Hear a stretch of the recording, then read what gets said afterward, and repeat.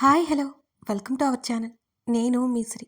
ఈరోజు మనం చెప్పుకోబోయే కథ మిసెస్ అగస్త్య పార్ట్ 110. ఇక కథలోకి రండి. ఏమైందండి? ఇంత ఆలస్యం ఏంటి? కాల్ లిఫ్ట్ చేయరు? చందన కంగారు పడిపోతూ అడిగింది. చిన్న పార్టీ ఉండి వెళ్లాల్సి వచ్చింది అనగానే ఆమె మౌనంగా చూసింది. సరే, ఫ్రెష్ ఎయిర్ అండి అంటూ గదిలోకి వెళ్ళిపోయింది. అతను వెళ్ళాడు. చందన మనసు చివుక్కుమంది.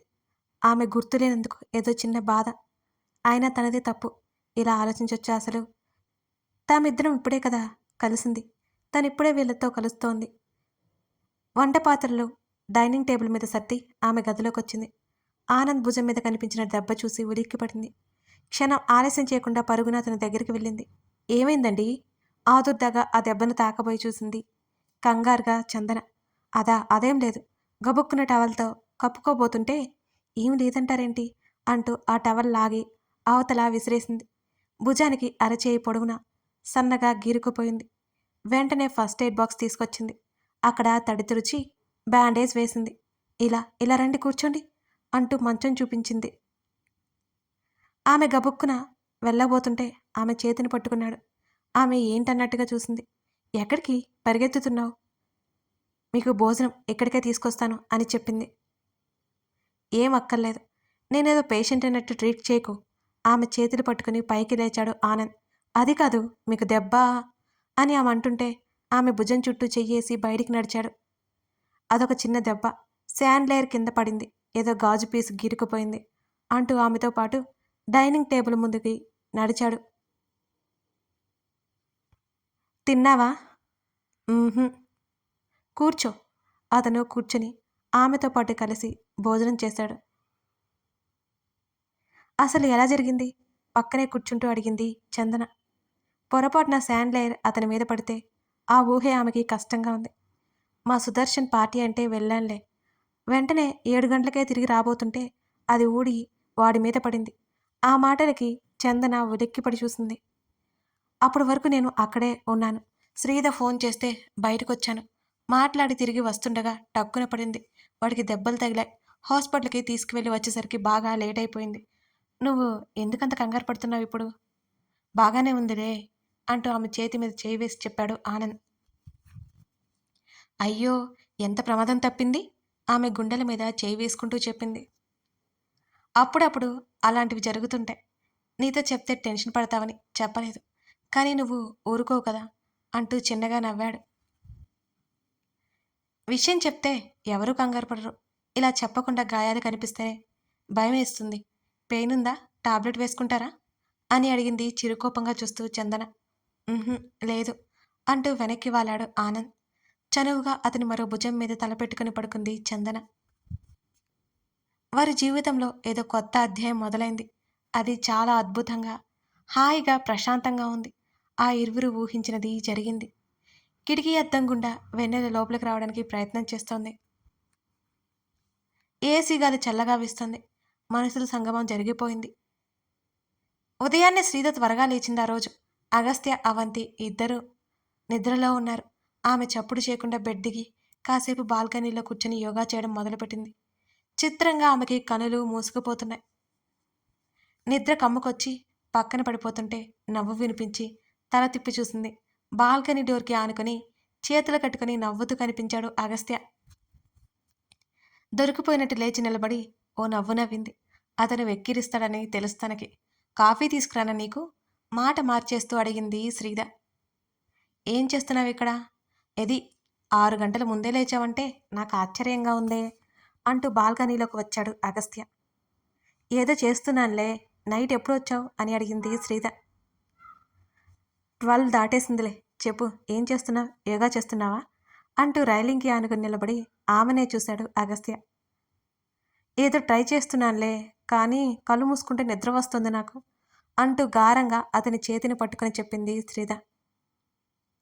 అతను నవ్వకుండా ఉండలేకపోయాడు. అలకగా అతని వైపు చూసింది శ్రీధ.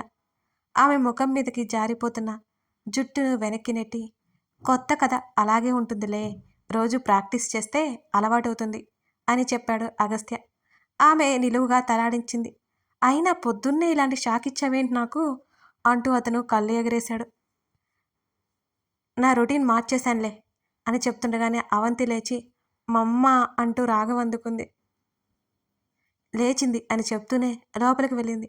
అవంతిని వాష్రూమ్కి తీసుకువెళ్ళి ఫేస్ వాష్ చేసుకుని బయటికి తీసుకొచ్చింది శ్రీద. కూతుర్ని ఎత్తుకుని ముఖం తుడిచాడు అగస్త్య. అవంతికి పాలు తాగించి చెరొక కాఫీ కప్ తీసుకుని గార్డెన్లోకి వెళ్ళారు. రాత్రి ఏదో మాట్లాడాలి అన్నావు అని అడిగాడు అగస్త్య. అవును, కానీ ఇప్పుడు కాదు, ఇవాళ ఉంటావా? అతని వైపు ఆశగా చూసింది శ్రీద. చూద్దాం అన్నాడు అతను. చూద్దాం కాదు, ఉండాలి. సరే ఉంటాను. మా డాడీకి కూడా కాల్ చేసి రమ్మంటాను. ఈవినింగ్ అయితే వాళ్ళిద్దరూ వస్తారు కదా. ఆమె చెప్పుకుపోతుంటే ఏదైనా ప్రాబ్లమా? ఆమె వైపు సందేహంగా చూశాడు అగస్త్య. బుర్రని అటు ఇటు తిప్పేసింది శ్రీద. లేదు, దీన్ని ఆడించు కాసేపు, నాకు పని ఉంది అంటూ లోపలికి వెళ్ళిపోయింది శ్రీద. అతను భుజాలు గదిలించాడు.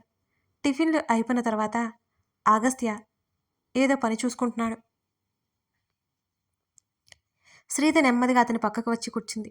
అప్పటికే విన్నీతో మాట్లాడి కూడా వచ్చింది.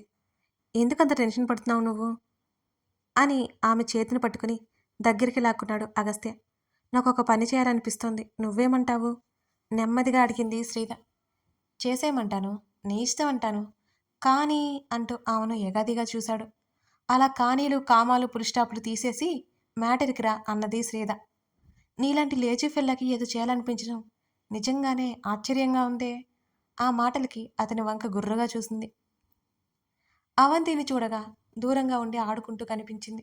అది కాదు అంటూ అతనికి కాస్త దగ్గరగా జరిగి, మరి మరి నేను బిజినెస్ స్టార్ట్ చేద్దాం అనుకుంటున్నా ఆమె నెమ్మదిగా చెప్పింది.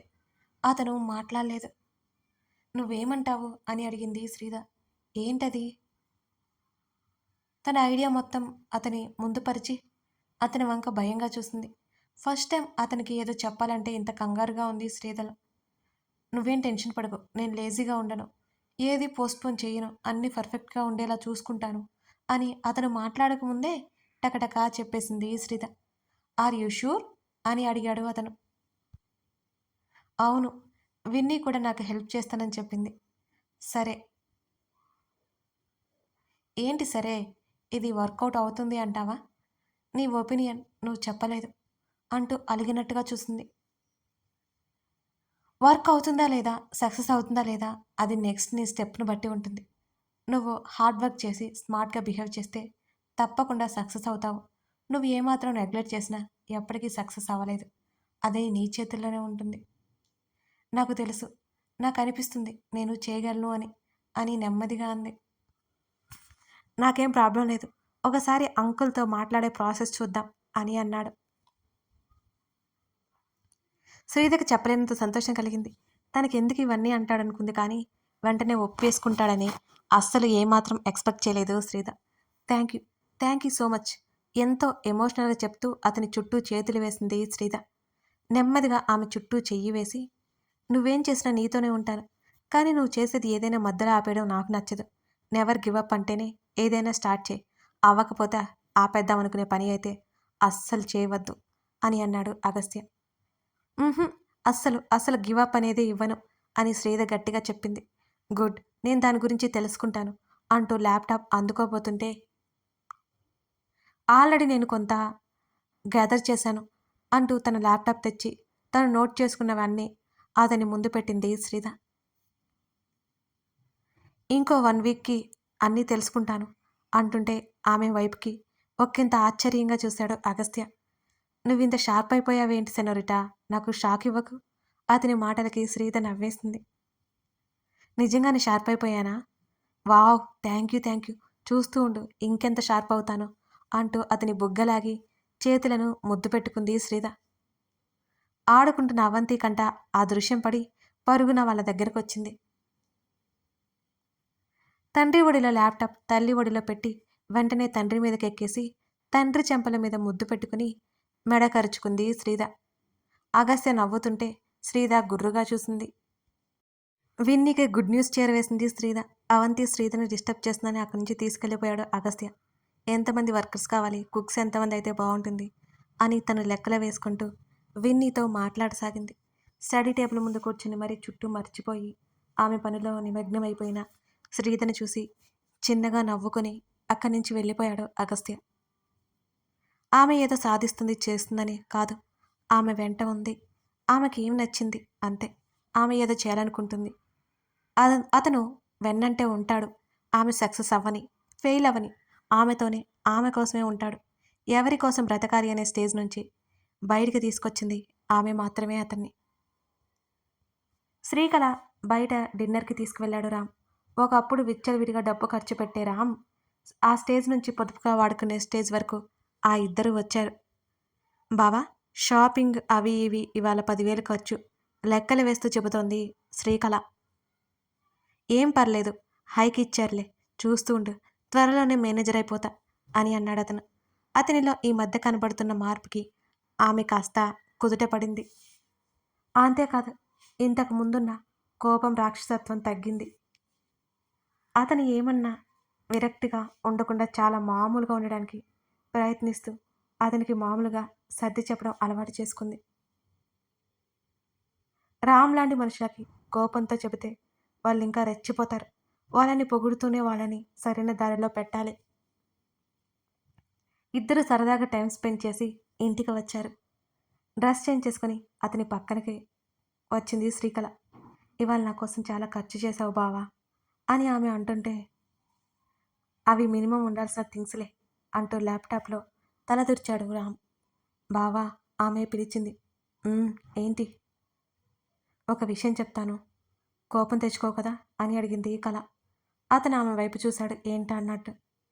ఒక అరగంట నాకు వర్క్ ఉంది కళ, ఆ తర్వాత మాట్లాడుకుందాం అతను చెప్పగానే అలాగే అన్నట్టు తలాడించింది శ్రీకళ. ఇంతకుముందు కదిలిస్తేనే కరిచేవాడు, ఇప్పుడు కొంచెం శాంతంగా ఉంటున్నాడు అని ఆమె కుదుటపడింది. తన పని తను చూసుకుని తలుపులు మూసివేసి గదిలోకొచ్చింది. అప్పటికే అతని వర్క్ పూర్తయిపోయింది. ఆమె లేచి వెళ్ళిపోతుంటే ఆమె చేతిని పట్టుకుని ఆపాడు. ఎక్కడికే? లోపల ఉక్కగా ఉంది కదా, విండో తీసి వస్తాను అని అంది.